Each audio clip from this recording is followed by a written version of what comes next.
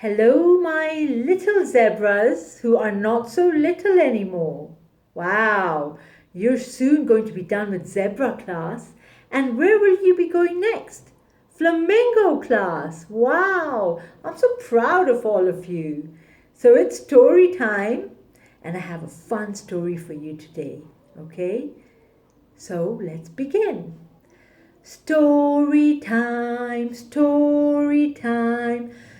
Story time just now. All the birds are listening. Story time just now. Point to the ceiling, point to the floor, point to the window, point to the door. Clap your hands together. 1, 2, 3. Place them gently on your knees. There's no such thing as monsters. And this book has a summary. Little Bear is so excited. He's going to sleep in his very own bedroom for the first time ever. And without his big brother there, Little Bear's new bedroom seems a little bit scary. It's full of strange shadows and noises, and he's sure there's a monster that wants to eat him. Silly little bear, chuckles Big Bear. After all, there's no such thing as monsters. Or is there? Shall we find out? There's no such thing as monsters. Now I have to move so I can read the book as well, and you can see the pictures. Ready? I've got my own bedroom. I'm so big now, sang Little Bear excitedly. Big Bear was excited too. He had his bedroom all to himself at last. Off to bed, dozy head, chuckled Big Bear. Look at Little Bear. So excited he's dancing. And there's his big brother. Little Bear snuggled down and tried to go to sleep. But he couldn't. Everything felt different. The dark seemed so much darker without Big Bear there. Then, as Little Bear peered into the shadows, he saw a monster! A big, scary monster!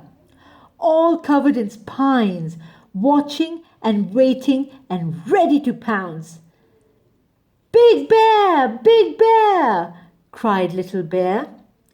There's a spiky monster in my room, and it's coming to get me. Big Bear rushed in and turned on the light.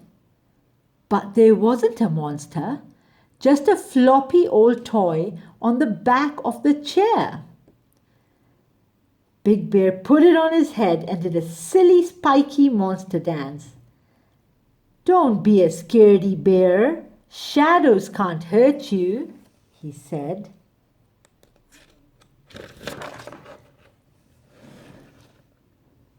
Little Bear snuggled down and tried to go to sleep.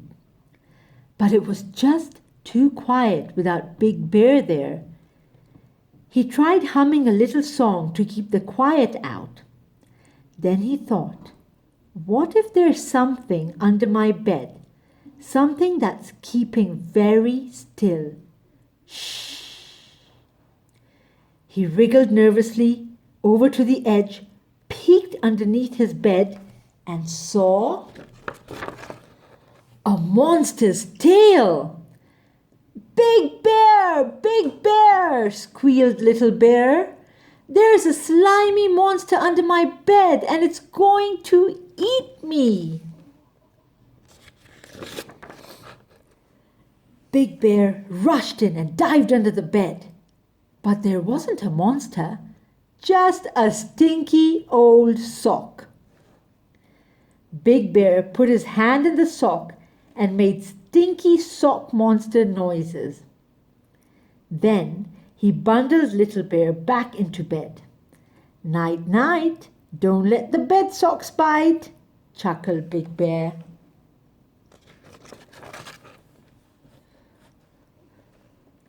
Little Bear snuggled down and tried to go to sleep, but he felt lost in the middle of his big new bed. It was just too lonely without Big Bear there. Little Bear's lip started to wobble, and he was just about to cry when he heard footsteps coming closer. Tip, tap, tip, tap. The door slowly opened. It was Big Bear. "There's no need to be frightened, Little Bear," he said. "But I don't like being all on my own," sniffed Little Bear. "Don't worry," said Big Bear. "I've brought old Hoppity to keep you company." He tucked his favorite tattered toy into bed with Little Bear. "Now you won't feel so scared," he said. "Silly Little Bear," chuckled Big Bear as he went back to bed, frightened of monsters. Now, Big Bear snuggled down in his bed and tried to go to sleep. But he couldn't. His bedroom seemed so empty without Little Bear there. Big Bear lay in the dark, humming a little song to keep the quiet out. Just then he heard a noise, a growly, snuffling noise. And it was coming from Little Bear's bedroom. Snuffle, snort. "Oh no," thought Big Bear. "Maybe there really is a stinky sock monster under the bed, and it was a little bear and it wants a little bear for its supper." Big Bear raced down the hallway as the noise got louder and louder. Snuffle, snuffle, snort, snort. "I'll save you, Little Bear," he cried, pushing open the door. But there wasn't a stinky sock monster, just a small bear fast asleep and snoring loudly in the growly, snuffly way that little bears do. The end.